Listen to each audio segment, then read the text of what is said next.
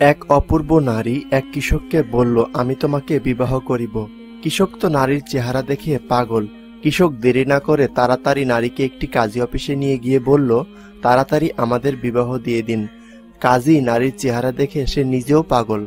আরে বেটা কৃষক, তুই তো এই নারীর উপযুক্ত না, আমি বিবাহ করিব। কৃষক আর কাজীর মধ্যে ঝগড়া লাগলো। এক পর্যায়ে বিচার নিয়ে বাদশাহের কাছে গেল। বাদশাহ নারীর সৌন্দর্য দেখে সে নিজেও পাগল। বাদশাহ বলল, তোরা দুজনই এই নারীর উপযুক্ত নয়, আমি একমাত্র যোগ্য, তাই বিবাহ আমি করব। তখন নারীকে বলা হলো, তুমি সিদ্ধান্ত দাও, তুমি কাকে বিবাহ করিবে। তারপর নারী বলল, যে আমাকে দৌড়ে ধরতে পারবে আমি তাকেই বিবাহ করিব। নারী দৌড় দিল। তার পিছনে দৌড়াতে দৌড়াতে একসময় ছটফট করতে করতে কৃষক মারা গেল। তার কিছুক্ষণ পর একই অবস্থায় কাজীও মারা গেল।